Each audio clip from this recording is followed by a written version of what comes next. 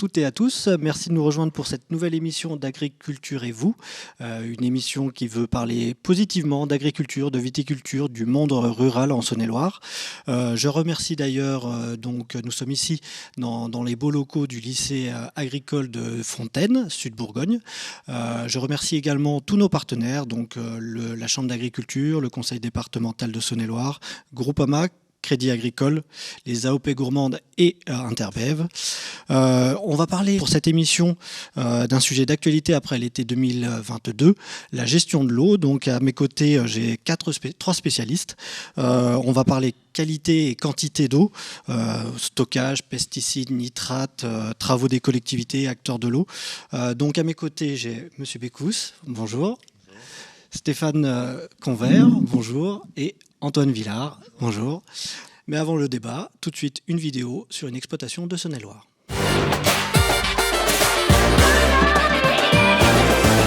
Je me suis installé en 2015, là, donc ça fait 7 ans, à la suite de mon papa qui était lui éleveur toute sa vie en fait, voilà, de volailles de Bresse, et mon grand-père avant qui avait la ferme qui était un peu multi-élevage, et notamment il a fait partie de la création de l'AOP Volailles de Bresse en 1957. On est une exploitation de 60 hectares SAU, donc 40 hectares dédiés aux céréales et 20 hectares de parc avec 14 hectares dédiés au parcours des volailles. Sur une année, je mets en place 18 000 volailles. Je commercialise environ 16 000, 10 500 en vente directe. Et après, j'ai une partie en vente avec un abattoir type volailler, donc c'est Chapon-Bressan à Montrevel qui lui revend après à des restaurants ou bouchers. Le cahier des charges avait été fait il y a un certain nombre d'années. Avec le changement climatique, on s'aperçoit que c'est de plus en plus dur de faire des poulets l'été. Au niveau de l'AOP, on ne peut pas donner plus de 15 points de protéines dans l'alimentation. Un poulet, il lui faut 18 à peu près. Et le poulet va chercher le reste de son alimentation sur les parcours. L'été, c'est de plus en plus sec et il a un petit peu de mal à trouver tout ce qu'il lui faut. Donc on a modifié le cahier des charges pour pouvoir donner un petit peu plus dans la gamelle, toujours limité à 15 points. Et on fait des cultures associées type métail. Moi, notamment, je fais blé et pois. Au niveau des Glorieuses de Bresse, c'est un moment un peu incontournable de la filière. C'est le moment des volailles festives, le moment des Noëls. C'est une très grosse activité pour nous et on se rejoint, en fait on s'affronte un peu les éleveurs sur 4 concours. Ça nous permet de se retrouver aussi et de se voir parce que toute l'année on est un petit peu dans nos élevages, à faire notre truc dans notre coin. C'est une période assez intense mais qui est assez agréable puisque c'est vraiment un peu l'aboutissement de l'année pour ceux qui font les volailles fines et notamment les chapons. En poularde, j'ai eu prix d'honneur. On peut présenter aussi des poulets à Louvain, donc j'ai grand prix d'honneur en poulet et prix d'honneur en poulette pliée.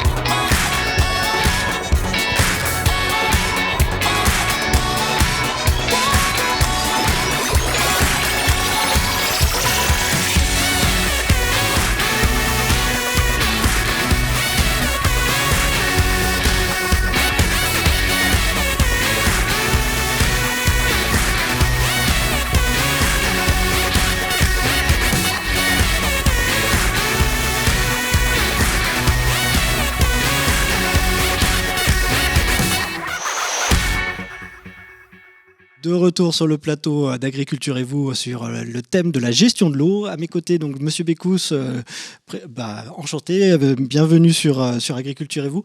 Peut-être un petit mot de présentation déjà ? Oui, bonjour à toutes et à tous. Voilà, donc Jean-Claude Bécous, je suis maire d'une commune rurale, un peu plus de 1000 habitants, la commune de Lèves, connotation agricole bien sûr, président de la communauté de communes entre Saône et Garonne, qui regroupe 23 communes, un peu plus de 11 000 habitants, et puis également conseiller départemental de Saône-et-Loire, en charge de la politique, de l'eau. Alors justement, pour moi, l'eau, c'est un petit peu magique. J'ouvre mon robinet et ça coule. Mais derrière, j'imagine qu'il y a un gros travail. Est-ce que vous pouvez nous défricher un petit peu tout le travail qu'il y a en amont de ce robinet? Oui, tout à fait, c'est un gros travail. Alors, j'ai pour habitude de dire, je disais à mon président André Acari, qui est extrêmement sensible à cette politique, le département de Saône-et-Loire, on se félicite de mettre la fibre optique afin de desservir tout le monde, mais je lui ai dit à chaque fois, le jour où les gens ouvriront le robinet, il n'y aura pas une goutte d'eau qui va venir s'échapper, la fibre optique, ça nous permettra de nous faire disputer plus rapidement. Donc, c'est des enjeux majeurs, et malheureusement, l'actualité, en 19-20, on a eu des périodes de sécheresse très, très, très préoccupantes, très importantes. On a été épargné un petit peu en 2021 et 2022, malheureusement. Tout ça s'est reconduit. Donc, il est effectivement très important d'agir. C'est pour ça que déjà, à l'époque, nous avions ces périodes de sécheresse. On a mis en place un plan environnement. Au niveau des départements, qui se décline en beaucoup d'actions. Alors 14 fiches dans un premier temps, fiches actions, et là on a eu une 15e par la suite et tout. Donc ils ont un soutien particulier justement aux collectivités pour pouvoir gérer cette problématique de manque d'eau, si je puis dire. Alors concrètement, comment ça se décline justement? Eh ben, plusieurs fiches actions. Alors, au niveau, encore une fois, il peut y avoir des cibles renouvellement des réseaux d'eau potable, par exemple. Oui. Donc, on est avec le CIDRO. C'est vrai que nous, le département, on travaille en partenariat avec l'agence de l'eau, puisque notre département est vendu l'agence de l'eau RMC, l'agence de l'eau Loire-Bretagne, la DDT, l'ARS, le CIDRO, la Chambre d'agriculture, bien évidemment, beaucoup de partenaires. Donc, effectivement, on a décliné ces fiches actions qui rentrent dans l'appel à projet, les appels à projet du département, et ça nous a permis d'apporter beaucoup de financement. On a fléché aussi des aides spécifiques au monde agricole. Pour les réserves d'eau, pour le monde agricole. Alors c'est vrai que sur 2 exercices de 20 à 21, me semble-t-il de mémoire, c'est pratiquement 1,9 million qui ont été quand même qui ont permis justement aux agriculteurs, aux amis agriculteurs de procéder à des investissements pour ces réserves. Également les particuliers et les collectivités. Et également on a eu les collectivités, c'est dans le cadre des appels à projets. Donc c'est des fiches spécifiques plan environnement, et dans le cadre de cet appel à projet, et des subventions ont pu être obtenues. Alors on est à moindre par rapport au soutien qui est apporté au monde agricole, mais on est quand même de l'ordre sur deux exercices à peu près de 130-140 000 euros. Alors je vous coupe 2 petites secondes, du coup peut-être je vais me tourner vers Stéphane, puisque du coup il est concerné au premier plan, il est éleveur donc laitier. Stéphane, je te laisse te présenter peut-être en 2 mots. Bon, merci Cédric. Donc Stéphane Convert, agriculteur à La Charmée, donc proche d'ici, entre Chalon et Buxy. Je produis du lait et des céréales avec 80 vaches laitières et donc plusieurs types de cultures, pour diversifier. Blé, orge, maïs, tournesol et récemment de la moutarde parce qu'il y avait pénurie. On en manque. Voilà. Alors du coup, par rapport à ce que disait M. Bécous là, sur le plan, sur la récupération d'eau, concrètement, qu'est-ce que ça pose comme problème, la sécheresse pour les animaux? Peut-être pas forcément en élevage laitier, mais peut-être dans d'autres élevages. Voilà. Oui, on a bien apprécié le plan du conseiller départemental. En fait, il y avait une problématique d'abreuvement des animaux, notamment pour l'élevage allaitant, dans nos zones aussi. Même au bord de la Saône, il y avait aussi des problèmes d'abreuvement des animaux, oui, des rivières ou des points d'eau qui étaient à sec. Donc la question s'est posée sur tout le département et c'est vrai qu'il y a eu un plan d'action avec des capacités à stocker l'eau, à transporter l'eau aussi, qui était bien apprécié. Après, en élevage laitier, où on a plus des besoins sur des salles de traite, sur des quais de lavage, le conseil régional aussi avait fait un plan. Donc c'était bien complémentaire, donc on a apprécié ce travail complémentaire. Et c'est d'avenir, c'est sûr. Je reviendrai vers vous. Antoine, du coup, technicien à la Chambre d'agriculture, peut-être plus sur la spécialité Oui, Antoine Villard, donc je suis conseiller grande culture depuis une trentaine d'années. Ouais. Donc le travail, c'est de conseiller les agriculteurs via des formations, des informations, de l'expérimentation et d'acquérir des références techniques pour les diffuser aux agriculteurs. Concrètement, ça paraît bête, mais est-ce qu'il existe une agriculture sans eau déjà? Et quels sont les grands besoins d'eau pour les Alors une grandes partie de l'eau, productions? elle vient heureusement de la pluie. Donc l'irrigation est peu développée dans notre département. Alors elle est indispensable quand on fait du maraîchage. Dans les autres productions, elle est indispensable sur une production de maïs semence qui n'est pas négligeable, qui est à peu près 600 hectares sur le département, où là il y a nécessité d'avoir l'irrigation. Dans les autres cultures, il y a relativement peu d'irrigation et par contre, on a de l'impact climatique qui commence à poser problème dans certains secteurs. Là, quand on parle d'impact climatique, on voyait des sources se tarir et des manques d'eau par endroits. Alors là, c'est sur le rendement. Sur le côté, Concrètement, pour vous donner la variabilité de rendement, on fait 55 quintaux de rendement en maïs en 2020, une année extrêmement sèche. On fait plus de 100 quintaux, une année extrêmement humide en 2021, et puis une année intermédiaire avec heureusement un mois de juin assez pluvieux. On fait autour de 80 quintaux cette année. Donc vous voyez la variabilité très importante qui pose des difficultés, vous imaginez, au niveau économique pour les exploitants. Justement, alors après, moi ma question, elle est peut-être un petit peu compliquée, mais est-ce qu'on se rend compte justement de l'utilisation de l'eau par rapport à une quantité de produits à l'hectare, justement, parce que des fois on pourrait se dire telle variété ou telle production consomme beaucoup d'eau, mais finalement il y a un gros rendement aussi quand même à la clé. Alors les cultures qui ont le plus besoin d'eau et qui sont le plus impactées, c'est ce qu'on appelle les cultures de printemps, qu'on sème au printemps. Donc c'est principalement le maïs, le soja, et puis il y a le tournesol qui lui a l'avantage d'être un peu plus résistant au sec, donc il est moins impacté. Mais c'est surtout ces cultures-là et qui valorisent bien l'eau. Donc c'est pour ça qu'en France, alors c'est pas dans notre département, le maïs est la culture la plus irriguée parce que c'est celle qui répond le plus à l'irrigation en termes de rendement. Dans notre département, j'ai quand même l'impression qu'on a des terres qui supportent bien les périodes un petit peu sèches. On ne voit pas non plus des canons à eau tout le temps. Voilà, on a très peu d'irrigation sur le maïs ou sur le soja. On a des terres, notamment toute la Bresse chalonnée, c'est des terres profondes et on peut en être fier. On est presque une des régions de France en maïs sans irrigation. On a les meilleurs rendements pratiquement. D'accord. Stéphane, je reviens. Le monde agricole a-t-il fait de longue date attention à la ressource en eau, et puis surtout avec 2018, 2019, 2020, 2022, 2021 il a bien plu, mais est-ce qu'il y a des nouvelles questions qui se posent à l'avenir pour l'agriculture? Là, c'est clair que par rapport à l'eau, il y a vraiment des changements profonds. La Saône-et-Loire, historiquement, elle a toujours été un département quand même bien arrosé. On avait plutôt peur même des excès d'eau. Alors que maintenant, c'est plutôt l'inverse. C'est vrai que maintenant, on s'aperçoit qu'avec le changement climatique, l'eau, on ne maîtrise pas trop. Enfin, il n'y a pas vraiment de règles, quoi. On sait que les températures augmentent et l'eau, c'est très variable, quoi. Alors 2021 était une année fortement pluvieuse. Voilà, très pluvieuse, notamment en été, avec des inondations en Val-de-Saône, des pertes de récoltes complètes. Donc c'est vrai que c'est pas courant, c'est dramatique. Et puis après, 2022, c'est tout l'inverse, grosse chaleur. Alors c'est vrai que les agriculteurs, sur l'eau, on ne maîtrise pas le temps, personne ne maîtrise. Par contre, on s'adapte. On fait tous, on s'adapte à marche forcée, puisque le climat bouge énormément. Et c'est vrai que les agriculteurs, depuis tout temps, ils s'adaptent parce qu'on est dans l'obligation pour rester dans le coup, quoi. Monsieur Bécous, vous aussi, à mon avis, vous êtes obligé de vous adapter avec la gestion des ouvrages, avec l'eau potable, les choses comme ça. Qu'est-ce que ça apporte, une sécheresse ou des excès d'eau Oui, tout à fait. Bon, on fait un constat, bien évidemment, de ce qui se passe. Toute l'équipe, la direction d'accompagnement des territoires, il y a 11 personnes qui travaillent sur cette politique-là. Donc, on est effectivement très attentif. On a l'appui technique en matière d'assainissement, d'eau potable et milieu aquatique. On voit bien ce qui s'y passe. Alors déjà, nous, au département, on a lancé effectivement une étude de recherche en eau du côté du Brionnais. Parce que du côté de la Loire, là-bas, c'est très, très, très problématique. On est à la deuxième phase de cette étude et tout.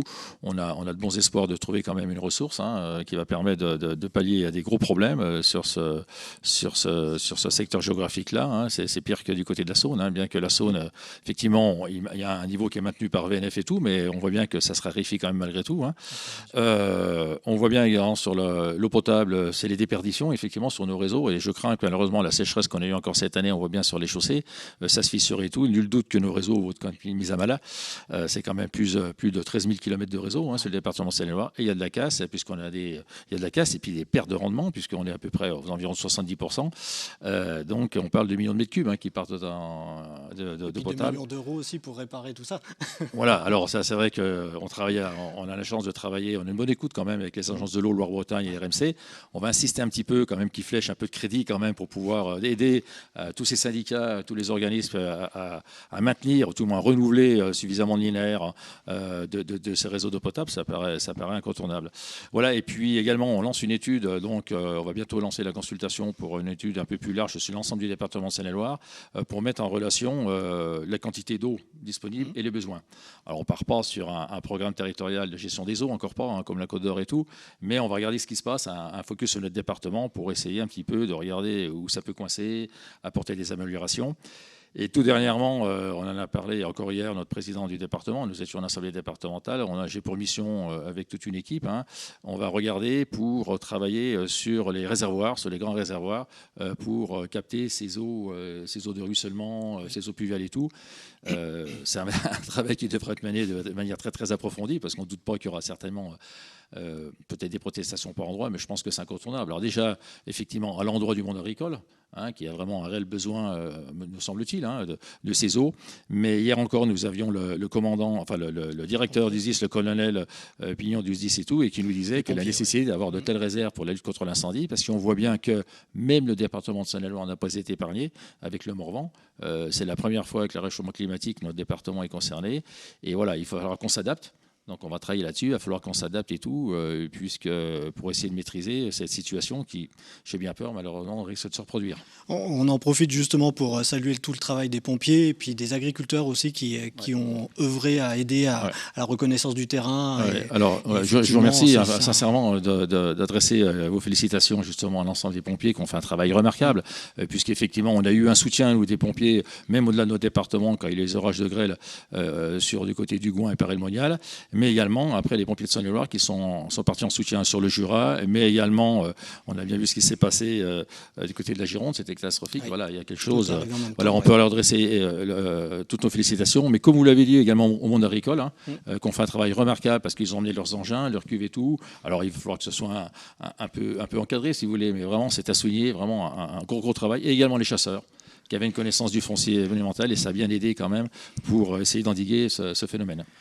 Je me tourne vers Stéphane et puis Antoine. On parle souvent de manque d'eau, mais aussi des excès d'eau. Comment vous voyez justement le futur avec des nouvelles cultures, avec des nouvelles productions? Comment ça peut changer? Alors, au niveau changement climatique, on voit certaines modifications qui pourraient apparaître. Une culture qui paraît intéressante, c'est notamment le sorgho fourrage, qui pourrait être une alternative au maïs, qui a moins besoin d'eau et qui peut, par rapport au maïs, il peut se récupérer en fin de cycle. S'il souffre un peu l'été, en septembre, il peut pousser. Donc on a des essais depuis 2-3 ans sur le lycée de Fontaine et sur la ferme de Jalony de la Chambre d'agriculture. Donc on accumule des connaissances. Peut-être que demain, le sorgho prendra dans les zones un peu limites la place du maïs. Une deuxième chose sur laquelle on travaille, c'est les céréales. Dans les zones vraiment séchantes, on pense que le triticale, qui est un peu partout, est un peu tardif, et peut-être que l'orge d'hiver, avec des nouvelles variétés, nouvelles génétiques, pourrait avoir un intérêt avec ces printemps de plus en plus chauds. Là, on parle quantité d'eau. Après, il y a aussi la qualité d'eau. Donc on a souvent aussi, on en entend parler, les problèmes de nitrates, les problèmes de pesticides. Est-ce qu'il y a des travaux là-dessus? D'où on vient et où on va? Stéphane, Antoine? Ouais, je vais peut-être commencer. L'eau, on a commencé par... je suis un ancien, donc dans les années 90, on a été alerté par les problèmes de nitrates qu'on a en partie résolus. Donc il y a un certain nombre encore des situations qui ne sont pas complètement satisfaisantes, mais on a bien amélioré la situation sur les nitrates. On sait comment faire. Il y a des arrêtés qui ont été pris. On a remis en prairie, on a mieux ajusté la fertilisation, on a des zones vulnérables. Donc il y a beaucoup de progrès qui ont été faits. On voit comment avancer. Le deuxième problématique de pollution, c'est par les produits phytosanitaires. C'est plus compliqué. Alors, ce qu'il faut savoir, c'est que certes, les agriculteurs mettent à peu près autant de produits phytosanitaires. Ils ont à peu près stabilisé les usages, mais les types de produits ont beaucoup changé. On a supprimé toutes les molécules, beaucoup de molécules qu'on retrouvait dans l'eau et les molécules toxiques aussi pour les utilisateurs. Donc aujourd'hui, certes, on utilise autant de produits phyto, mais ce n'est pas du tout les mêmes. Les mêmes, ouais. Voilà. Donc en termes de qualité, là, par contre, on a des vieux historiques, comme la triazine qui a été interdit en 2004 et qui pose problème, qui nécessite des traitements, mais on vit sur un historique, je dirais, c'est plus le problème des agriculteurs actuels, vu que le produit est interdit.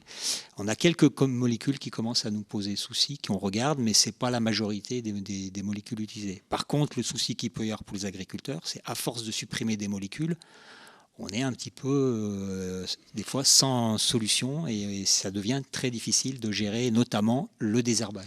Alors justement, je me tourne vers Stéphane. Le côté, on sort, on enlève tous les phytos, on enlève toutes les vaches et on n'a plus de problème, tout va bien et on est en vie dans un monde merveilleux. Je ne suis pas le premier à le dire, mais moi, j'y crois pas. Comment vous voyez plutôt, est-ce qu'il n'y a pas des alternatives ?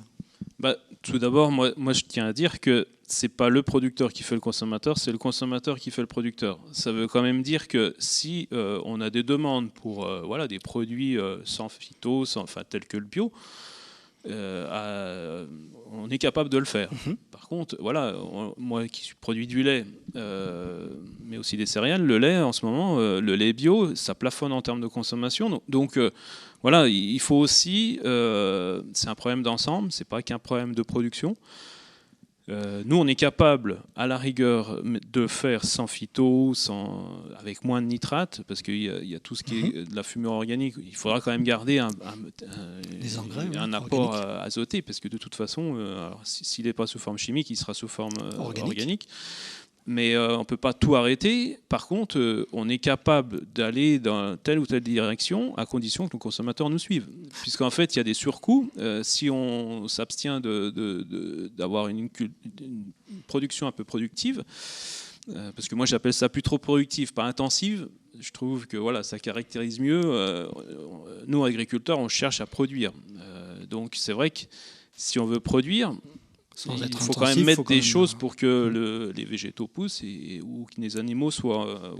Et les coûts seraient supérieurs parce que vous auriez plus de passages pour supprimer éventuellement les mauvaises herbes ou les choses comme ça ? En agriculture bio, quand on ne met plus d'engrais en céréales, c'est vrai pratiquement partout en France, les rendements sont divisés par 2.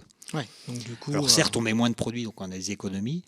Il y a des passages en mécanique en plus, mais finalement, ça doit se traduire par un surcoût du prix final payé aux producteurs.